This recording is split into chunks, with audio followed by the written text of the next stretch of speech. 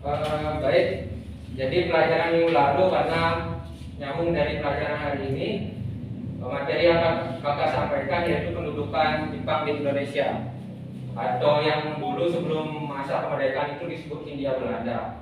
Nah, bagaimana sih nanti kemudian Jepang bisa menguasai Indonesia? Kakak sebut Indonesia karena sudah menjelang dari proklamasi.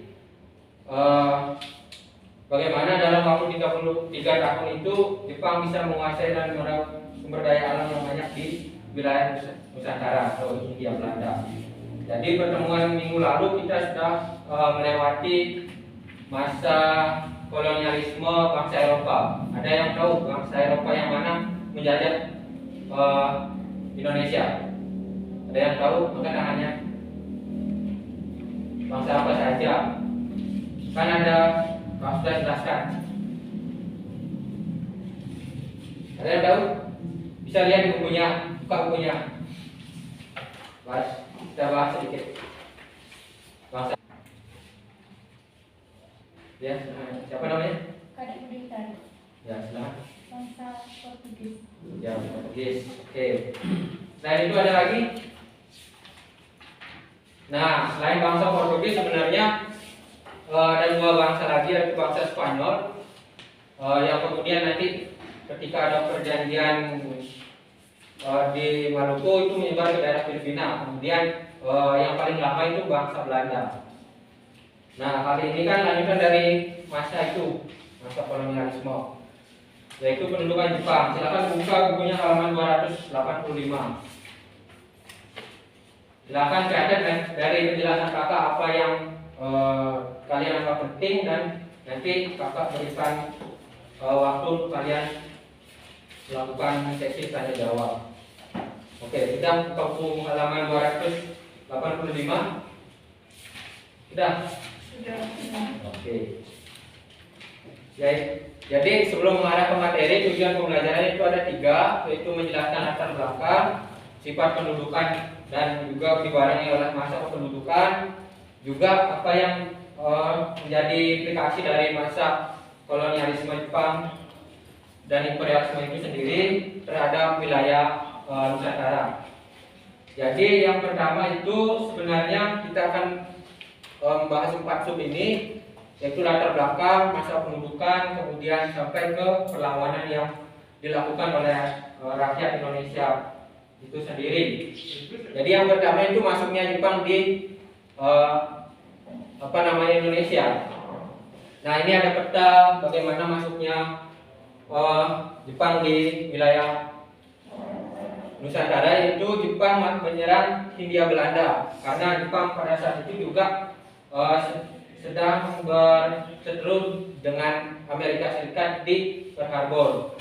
Kita tahu itu dikenal sebagai Perang Pasifik. Tentu di dalam upaya itu Jepang membutuhkan sumber daya alam untuk menyuplai kebutuhan perang Jepang. Katakanlah untuk kemudian berbicara ke masa pendudukan Jepang itu, bangsa Jepang tentu sangat membutuhkan sumber daya alam bagi kebutuhan perang itu sendiri. Contohnya minyak bumi. Nah, Jepang datang pertama kali di daerah sini, di daerah Tarakan, Kalimantan Timur pada 11 Januari 1942. Jadi nanti dari Kalimantan Timur, Jepang kemudian memperluas daerahnya hingga sampai ke daerah Jawa di sini. Lalu sejak 9 Maret 1942, Jepang secara resmi sudah berhasil menduduki seluruh wilayah Nusantara. Jadi tujuannya itu ya seperti katakan tadi, menguasai sumber daya alam, terutama minyak bumi. Namun selain itu juga Jepang memperoleh sumber daya lain seperti sumber daya manusia atau kebutuhan perang, lalu kebutuhan perang lainnya. Berikutnya kita beranjak ke tanggapan tokoh pergerakan nasional. Nah, sebelumnya kan kakak sudah memberikan tugas kepada kalian untuk menjelaskan bagaimana organisasi-organisasi itu berdiri sejak masa pergerakan nasional dari tahun 1908. Nah, nanti menyambung ke materi yang ini. Nanti dari tokoh-tokoh terpelajar yang lahir dari pendidikan Barat, lalu akan muncul sikap nasionalisme dan tentu ada beberapa tanggapan yang tercipta dari kehadiran Jepang ini. Yang pertama Soekarno dan juga Muhammad Hatta, yang berikutnya itu Ki Hajar Dewantara sebenarnya menyetujui kedatangan Jepang karena Jepang sendiri menjanjikan kemerdekaan bagi wilayah-wilayah di Asia Tenggara. Kita tahu bahwa Jepang itu merupakan wilayah Asia yang notabene mampu untuk merdeka. Nah, itu merupakan janji Jepang. Sikapnya itu menerima, sedangkan tokoh nasionalis lainnya yaitu Ratulangi, Muhammad Tamrin dan juga Sukarjo itu bersikap hati-hati. Artinya nanti mereka tokoh-tokoh ini menyadari bahwa Jepang dengan paham fasisme tentu ingin sekali untuk istilahnya menguasai wilayah Nusantara. Nah, ketiga tokoh ini tentu menyadari bahwa ada tujuan lain dari kedatangan Jepang. Nah, secara umum itu mereka kemudian bersikap optimis. Optimis itu bisa jadi mereka setuju dengan kedatangan Jepang, bisa juga tidak setuju karena ada faktor-faktor yang memicu perlawanan rakyat. Nah, sikap optimis ini berlanjut pada 4 hal ini, yaitu keyakinan akan berakhirnya penjajahan Belanda. Nah, kita tahu bahwa dengan masuknya Jepang dengan serangan yang begitu kilat, tentu masyarakat Nusantara atau masyarakat Hindia Belanda mendambakan kemerdekaan. Karena pada saat itu banyak rakyat yang mengalami penindasan karena kolonialisme Belanda. Kemudian yang kedua, Jepang akan memberikan kemerdekaan kepada bangsa-bangsa Asia. Nah, ketiga, sikap simpatik Jepang terhadap organisasi pergerakan nasional. Karena Jepang tahu bahwa organisasi-organisasi nasional akan membendung upaya Jepang terhadap penguasaan wilayah di Nusantara. Nah, organisasinya itu mungkin kalian sudah bisa mengenal Budi Utomo yang diciptakan atau didirikan pada 2 Mei 1908, kemudian Indonesia Partai, lalu Muhammadiyah dan organisasi lainnya. Nah, yang keempat, memberikan kemudahan bagi rakyat Indonesia. Kemudahan ini ada beberapa segi, terutama berkaitan dengan kemerdekaan, seperti mengizinkan bahasa pengantar yaitu bahasa Indonesia, lalu mengizinkan untuk pengibaran bendera di samping bendera Jepang, kemudian diizinkan pula untuk menyanyikan lagu kemerdekaan Indonesia Raya. Nah, kita lanjut ke masa pendudukan Jepang. Jepang itu membagi wilayah Nusantara menjadi 3 daerah militer. Yang pertama itu Jawa dan Madura. Pusatnya itu di Batavia. Batavia itu Jakarta sekarang. Nah, penguasanya itu disebut Raigun atau penguasa angkatan laut. Kemudian ini yang kedua, Sumatera, Semenanjung Melayu, daerah Indonesia bagian barat. Itu pusatnya di daerah Singapura. Nah, berbeda dengan Saigon. Nah, Raigun ini merupakan penguasa angkatan darat yang memiliki posisi yang paling tinggi dalam kedudukan militer Jepang. Begitu juga yang ketiga, daerah Sulawesi, Kalimantan, Nusa Tenggara, Maluku, dan Papua. Ini merupakan daerah Indonesia Timur. Juga dikuasai oleh angkatan militer. Berikutnya, kebijakan pemerintah militer Jepang di Indonesia. Sebenarnya ini merupakan saripati dari apa yang ada di buku yang kalian pegang. Yang pertama itu tokoh politik menjadi pegawai pemerintah, karena Jepang tidak mungkin begitu melepaskan tokoh-tokoh terpelajar, sehingga nanti Jepang ingin juga menarik dari tokoh politik itu menarik simpati masyarakat yang ada di Jawa, ada di Kalimantan gitu. Kemudian memperkenalkan sistem tonari bumi dan didirikannya Jawa Oka ini. Tonari bumi merupakan sistem pemerintahan Jepang di mana ada bagian sendiri dalam struktur tonari bumi seperti badan militer, kemudian ada yang bagian-bagian yang menaungi bagian khusus. Nah, ini yang ketiga ini berkaitan dengan sistem itu. Di Nusantara secara umum dibagi menjadi 10 sio atau apa namanya, kalau yang di zaman Belanda itu Karasidenan, itu merupakan daerah provinsi. Jadi si ini daerah kabupaten, ken, kecamatan, lalu bun, bagian yang di bawahnya sampai ke tingkat yang paling kecil yang disebut ku.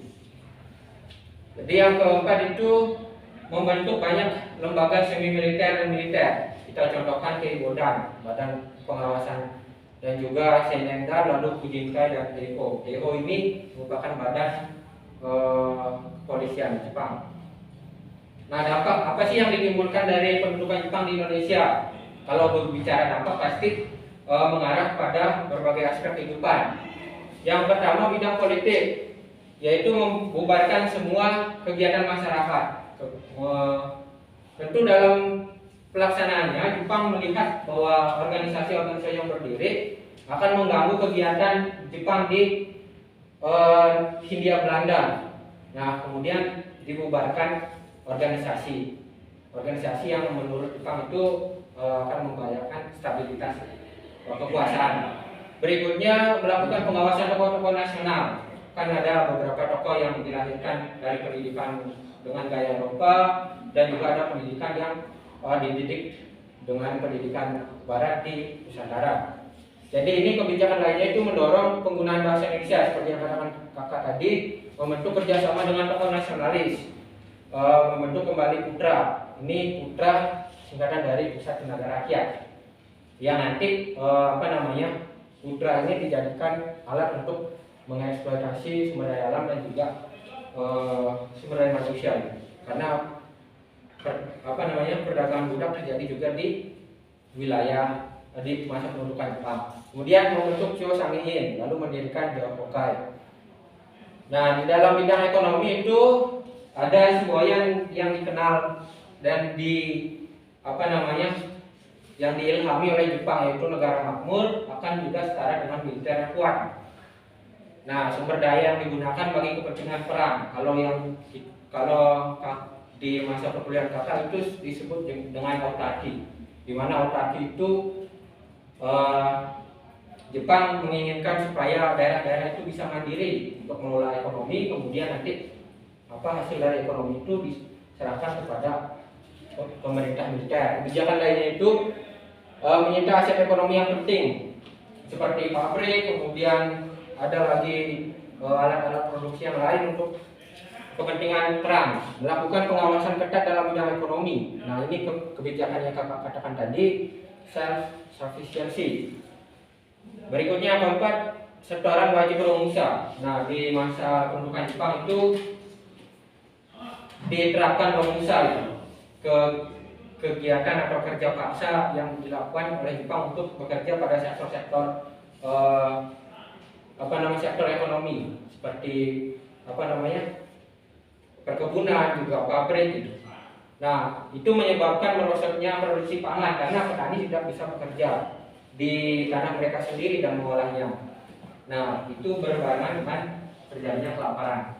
Di bidang sosial, penyerahan tenaga untuk kegiatan Romusa, merekrut para perempuan pribumi, itu salah ketik, sebagai yugonianfu, itu sebagai perempuan penghibur. Nah, di bidang pendidikan, kondisi pendidikan itu sempat terhenti atau sempat menurun pada paruh pertama ketika masa pendudukan Jepang. Lalu bahasa dan stratifikasi sosial. Nah, semestinya pada masa Belanda itu golongan pribumi ini ditempatkan pada lapisan yang paling bawah. Nah, ketika pada masa pendudukan Jepang, golongan pribumi ini ditempatkan pada lapisan yang di atas dari posisi golongan Eropa atau timur asing. Timur asing itu contohnya Cina, Arab, dan daerah-daerah timur lainnya. Nah, kemudian golongan pribumi ini ada di bawah golongan golongan militer Jepang. Kemudian bidang kebudayaan. Bidang kebudayaan ini adanya kewajiban untuk seikere. Tahu seikere ini apa? Kegiatan untuk menghormati Kaisar Jepang. Ada kan misalnya kalian lihat di HP itu kegiatan bungkuk gitu. Nah, ini sebenarnya akan menyebabkan timbulnya perlawanan nanti, perlawanan rakyat Indonesia karena golongan agama pribumi tidak menginginkan seperti itu. Yang kedua, pengaruh lebih banyak pada lagu-lagu, film, juga drama yang lebih banyak berkiblat pada upaya propaganda. Lalu mendirikan pusat kebudayaan seperti Kemen Bunke Sidoso. Berikutnya perjuangan untuk meraih kemerdekaan. Nah, perjuangan itu melalui cara kooperatif atau cara-cara yang bekerja sama dengan pemerintah. Cara yang bekerja sama, misalnya perundingan atau perjanjian untuk menyatakan sesuatu. Nah, ini melalui lembaga bentukan Jepang, tokoh nasionalis menggalang persatuan untuk meraih kemerdekaan. Nanti ini hubungannya dengan pembentukan BPUPKI, karena di dalam keanggotaan BPUPKI itu menjelang kemerdekaan ada juga tokoh-tokoh militer Jepang dan juga ada tokoh-tokoh nasional seperti Soekarno, Hatta, dan Ki Hajar Dewantara. Nah, ini mengembangkan atau menciptakan sikap solidaritas untuk membangkitkan semangat nasionalisme. Perjuangan melalui gerakan bawah tanah. Nah, ini dilakukan dalam 4 fase atau 4 golongan. Nah, perjuangan ini terjadi di Jakarta, Bandung, Surabaya, dan Medan. Nah, kelompok-kelompok itu ada yang pertama kelompok Sukarni, kemudian kedua kelompok Ahmad Subarjo, kelompok Sultan Syahrir, dan kelompok pemuda. Tentu yang yang menyadari lebih awal adalah ini ketiga ini bahwa Jepang tentu masuk dengan berbagai tujuan yang dapat saja membuat kesengsaraan di sisi rakyat itu sendiri.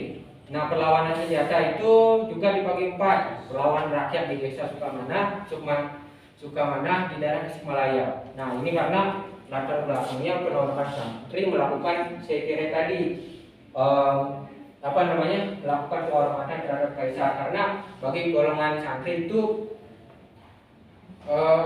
penghormatan itu dianggap menyembah berhala sehingga tidak wajib untuk dilakukan. Kemudian perlawanan rakyat Indramayu karena ada kewajiban penyetoran padi dan kerja rodi. Nah, itu juga menyambung ke aspek ekonomi. Lalu perlawanan rakyat Aceh. Nah, tindakan semena-mena yang dilakukan Jepang. Begitu juga perlawanan petani Blitar karena adanya kegiatan robusta dan kegiatan penyerahan padi. Kesemuanya ini bisa kita tarik kesimpulannya karena sebagian besar rakyat Nusantara atau rakyat Indonesia melakukan perlawanan karena disebabkan akibat kebijakan-kebijakan yang diterapkan oleh Jepang di Indonesia. Katakanlah tadi Romusa itu, adanya penghormatan pada Kaisar Jepang sebagai utusan Dewa Matahari dan lain sebagainya.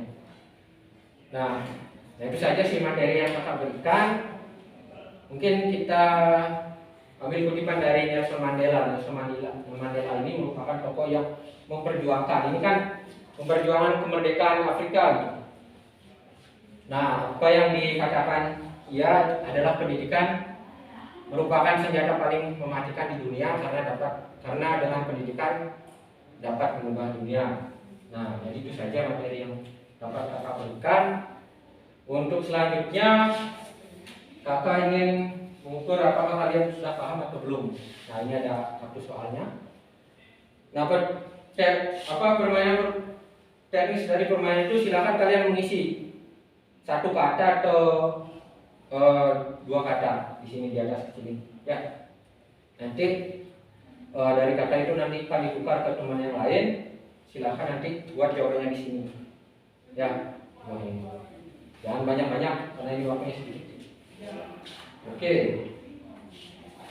Jadi kakak bagikan dulu.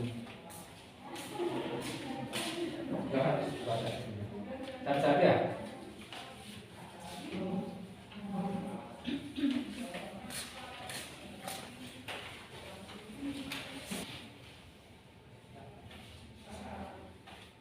Sudah sebelum nomornya siapa yang mau jawabnya? Dua orang. Dua orang aja silakan. Salam apa? Santai sama. Santai dong Pak. Silakan. Namanya siapa? Dari Senjata. Oh ya silakan. Baca salah. Pertanyaan dibaca. Kebijakan Romusa adalah Ya. bahwa menggunakan sebagai pesilat perang dan semakin menyebabkan sawah-sawah dan tanah-tanah kehilangan wilayah potensialnya atau bisa disimpulkan mencari tentang penggunaan tanaman untuk keberlanjutan. Oke. Tuh. Jadi Romusa itu kan kebijakan yang diterapkan oleh Jepang untuk mengeksploitasi tanah-tanah dari rakyat Indonesia untuk kebutuhan perang. Misalnya itu kebutuhan akan konsumsi itu makanan. Nah itu Romusa. Ada lagi jawaban. Dampak bidang ekonomi adalah kedudukan Jepang dalam bidang ekonomi tidak berbeda dengan negara-negara lainnya yang berdampak seperti hal-hal berikut. 1. Menyita aset-aset ekonomi yang penting. 2. Melakukan pengawasan yang ketat dalam bidang ekonomi. 3. Setoran wajib, Romusa, dan merosotnya produksi pangan dan kelaparan. Oke, itu sudah kita jelaskan tadi dampak dari bidang ekonomi. Itu sepenuhnya aset ekonomi itu dikuasai oleh Jepang. Nanti bisa kalian lebih banyak baca di bukunya, bisa di internet. Ada lagi? Ada. Jepang menyerang Hindia Belanda pada tanggal 11 Januari 1942. Oke, itu masuk ke wilayah Kalimantan Timur, Arakan.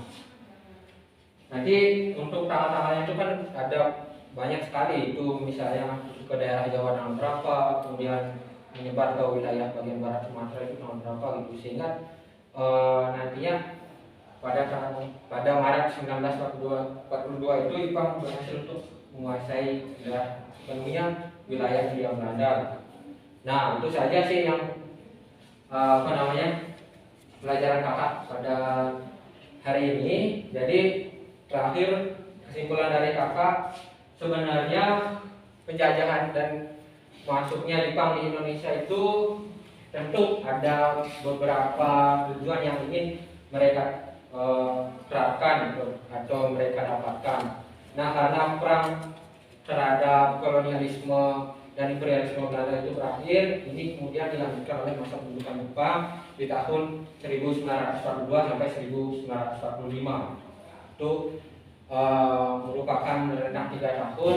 Untuk ada banyak sekali dampak seperti ekonomi, politik, kemudian kebudayaan, bagaimana budaya Jepang masuk seperti bendera, adat, cara penghormatan mereka, kemudian bagaimana sikap Jepang itu melakukan penguasaan terhadap beberapa aset-aset ekonomi dan masih banyak lagi. Nah, itu saja kesimpulan dari kakak. Mungkin untuk terakhir kakak tutup dengan para Sandi. Sandi. Nah, untuk pelajaran minggu depan kakak berikan ke materi proklamasi kemerdekaan Indonesia. Untuk itu kartunya ini mungkin bisa kalian bawa, simpan baik-baik, mungkin bisa diselipkan di buku kalian yang kalian bawa gitu. Dan pelajaran kakak akhir itu dikenal sebagai perang Pasifik. Tentu di dalam upaya itu Jepang membutuhkan sumber daya alam untuk menyuplai kebutuhan perang Jepang. Kita katakanlah untuk kemudian berbicara ke masa pendudukan Jepang itu, bangsa Jepang tentu sangat membutuhkan sumber daya alam bagi kebutuhan perang itu sendiri. Contohnya minyak bumi. Nah, Jepang datang pertama kali di daerah sini, di daerah Tarakan, Kalimantan Timur pada 11 Januari 1942. Jadi nanti dari Kalimantan Timur Jepang kemudian memperluas daerahnya hingga sampai ke daerah Jawa di sini. Lalu sejak 9 Maret 1942 Jepang secara resmi sudah berhasil menduduki seluruh wilayah Nusantara. Jadi tujuannya itu ya seperti katakan tadi, menguasai sumber daya alam terutama minyak bumi. Namun selain itu juga Jepang memperoleh sumber daya lain seperti sumber daya manusia untuk kebutuhan perang, lalu kebutuhan perang lainnya. Berikutnya kita beranjak ke tanggapan tokoh pergerakan nasional. Nah sebelumnya kan kakak sudah memberikan tugas kepada kalian untuk menjelaskan bagaimana organisasi-organisasi itu berdiri sejak masa pergerakan nasional dari tahun 1908. Nah ini menyambung ke materi yang ini. Nanti dari tokoh-tokoh terpelajar yang lahir dari pendidikan barat, lalu akan muncul sikap nasionalisme dan tentu ada beberapa tanggapan yang tercipta dari kehadiran Jepang ini. Yang pertama Soekarno dan juga Muhammad Hatta, yang berikutnya itu Ki Hajar Dewantara sebenarnya menyetujui kedatangan Jepang karena Jepang sendiri menjadikan kemerdekaan bagi wilayah-wilayah di Asia Tenggara. Kita tahu bahwa Jepang itu merupakan wilayah Asia yang notabene mampu untuk merdeka. Nah itu merupakan janji Jepang. Sikapnya itu menerima, sedangkan tokoh nasionalis lainnya yaitu Ratu Langi, Muhammad Tamrin dan juga Sutarjo itu bersikap hati-hati. Artinya nanti mereka tokoh-tokoh ini menyadari bahwa Jepang dengan paham fasisme tentu ingin sekali untuk istilahnya menguasai wilayah Nusantara. Nah, ketiga tokoh ini tentu menyadari bahwa ada tujuan lain dari kedatangan Jepang. Nah, secara umum itu mereka kemudian bersikap optimis. Optimis itu bisa jadi mereka setuju dengan kedatangan Jepang, bisa juga tidak setuju karena ada faktor-faktor yang memicu perlawanan rakyat. Nah, sikap optimis ini berlanjut kepada 4 hal ini, yaitu daerah-daerah itu bisa mandiri untuk mengelola ekonomi, kemudian nanti hasil dari ekonomi itu diserahkan kepada pemerintah militer. Kebijakan lainnya itu menyita aset ekonomi yang penting seperti pabrik, kemudian ada lagi alat-alat produksi yang lain untuk kepentingan perang, melakukan pengawasan ketat dalam bidang ekonomi. Nah ini kebijakan yang kakak katakan tadi, self sufficiency. Berikutnya keempat, setoran wajib bermusa. Nah di masa pendudukan Jepang itu diterapkan romusa itu ke kegiatan atau kerja paksa yang dilakukan oleh Jepang untuk bekerja pada sektor-sektor sektor ekonomi seperti perkebunan, juga pabrik gitu. Nah itu menyebabkan merosotnya produksi pangan karena petani tidak bisa bekerja di tanah mereka sendiri dan mengolahnya. Nah itu berbarengan dengan terjadinya kelaparan. Di bidang sosial, penyerahan tenaga untuk kegiatan romusa, merekrut para perempuan pribumi, itu salah ketik, sebagai ibu lianfu, itu sebagai perempuan penghibur. Nah di bidang pendidikan, kondisi pendidikan itu sempat terhenti atau sempat buruk pada paruh pertama ketika masa pendudukan Jepang. Lalu bahasa dan stratifikasi sosial. Nah semestinya pada masa Belanda itu golongan pribumi ini ditempatkan pada lapisan yang paling bawah. Nah ketika pada masa pendudukan Jepang, golongan pribumi ini ditempatkan pada lapisan yang di atas dari posisi golongan Eropa atau timur asing. Timur asing itu contohnya Cina, Arab, dan daerah-daerah timur lainnya. Nah kemudian golongan pribumi ini ada di bawah golongan golongan militer Jepang. Kemudian bidang kebudayaan. Bidang kebudayaan ini adanya kewajiban untuk seikere. Tahu seikere ini apa? Kegiatan untuk menghormati Kaisar Jepang. Ada kan misalnya kalian lihat di HP itu kegiatan menunggu gitu. Nah ini sebenarnya akan menyebabkan timbulnya perlawanan rakyat Indonesia karena golongan agama pribumi tidak menginginkan seperti itu. Yang kedua, pengaruh lebih banyak pada lagu-lagu, film, juga drama yang lebih banyak berkiblat pada upaya untuk propaganda. Lalu mendirikan pusat kebudayaan seperti Keinen Bunkei Shidoso. Berikutnya perjuangan untuk meraih